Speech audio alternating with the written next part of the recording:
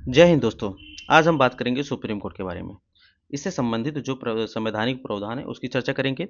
और जैसा कि सुप्रीम कोर्ट को संविधान का संरक्षक कहा जाता है, तो वो किस लिए कहा जाता है इसके बारे में भी हम लोग यहाँ पे देखने वाले हैं। तो चलिए शुरू करते हैं सुप्रीम कोर्ट के बारे में, जिसके हम पहले से बात कर लेते हैं इसके संवैधानिक प्रावधान की। तो ये भाग 5 में जो हमारा संघ के बारे में बताया गया उसके तहत इसे रखा गया है। और चैप्टर नंबर जो है, चैप्टर नंबर 4 में संघीय न्यायपालिका से संबंधित है। ठीक है ना, चैप्टर नंबर 4 संघीय न्यायपालिका से संबंधित है। इसके अनुच्छेदों की बात करें, आर्टिकल से बात करें, तो 124 से लेकर 147 तक के जो आर्टिकल हैं, ये सुप्रीम कोर्ट से संबंधित हैं।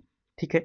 इसके बाद हम इसके क्षेत्राधिकारों के वर्गीकरण की बात करें, तो क्षेत्राधिकारों के वर्गीकरण में 131 जो आर्टिकल आता है उसके तहत मूल क्षेत्राधिकार दिया गया है।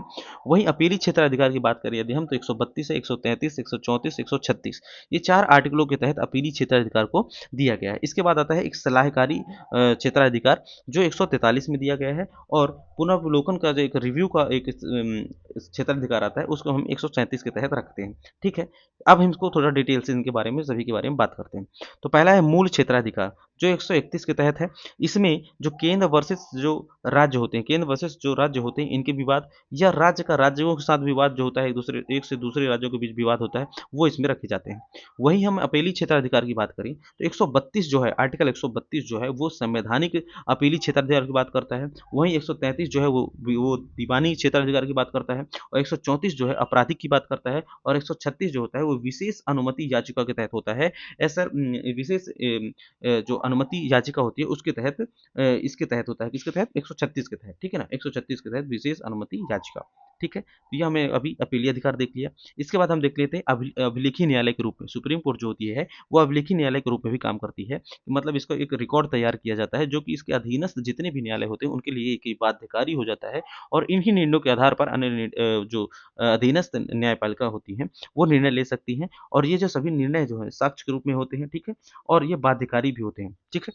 ये ऐसा कौन से केस में कहा गया था, तो ये राय नारायण बनाम सुप्रीम कोर्ट केस में ये कहा गया था कि जो 129 के तहत जो न्यायिक अवमानना है, ठीक है ना, न्यायिक अवमानना के लिए दंड भी दे सकता है। मतलब जैसे कि ये कोई निर्णय सुप्रीम कोर्ट ने दिया और कोई अधीनस्थ न्यायालय ने अगर उसके निर्णय को नहीं माना, तो उसके लिए क्या हो सकता है, ये न्यायिक अवमानना के तहत क्या हो सकता है, दंड दे सकता है। किसी न्यायालय के ऊपर भी हो सकता है, किसी व्यक्ति के ऊपर भी हो सकता है। ठीक है ना, न्यायिक अवमानना, तो न्यायिक अवमानना के लिए क्या हो सकता है, दंड दिया जा सकता है। ठीक है। 129 आर्टिकल याद रखिएगा कि न्यायिक अवमानना के लिए है। अब बात करते हैं पुनर्वलोकन एवं उपचारात्मक याचिका। ठीक है। तो इसमें क्या हो जाता है कि जो पुनर्वलोकन का होता है वो 137 के तहत दिया गया है, रिव्यू करने के लिए 137 के तहत दिया गया है। और 137 आर्टिकल के तहत जो होता है सुप्रीम कोर्ट अपने निर्णय का भी समीक्षा कर सकता है। ठीक है ना, अपने निर्णय की भी समीक्षा कर सकता है, इसको जरूर याद रखिएगा।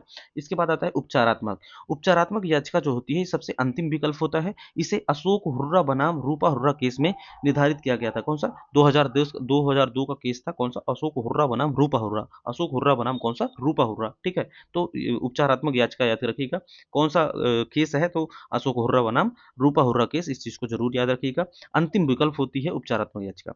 अब बात करते हैं हम इसके सलाहकारी क्षेत्राधिकार के बारे में। ये इसका जो वर्णन है वो 143 आर्टिकल में कहा गया है, दिया गया है। इसमें कि राष्ट्रपति, इसमें एक सवाल उठता है कि क्या राष्ट्रपति इसके लिए बाध्य है। दूसरा सवाल है कि क्या सुप्रीम कोर्ट इसकी सलाह देने के लिए बाध्य है। तो दोनों ही बाध्य नहीं है। ठीक है ना, दोनों ही बाध्य नहीं है। ऐसा किसमें रेफरेंस अगर हम बात करें, तो जो केरल एजुकेशन बिल आया था 1957 में, उसके तहत ये कहा गया था कि दोनों ही इसके लिए बाध्य नहीं है। सुप्रीम कोर्ट इसकी सलाह के मानने के लिए बाध्य नहीं है और सुप्रीम कोर्ट सलाह देने के लिए बाध्य नहीं है। ठीक है। अब बात करते हैं, चलिए नेक्स्ट है। तो अभी हम लोग का ये वीडियो यहाँ पे आज समाप्त हो जाता है। यहीं पे हम लोग इस वीडियो को एंड करेंगे।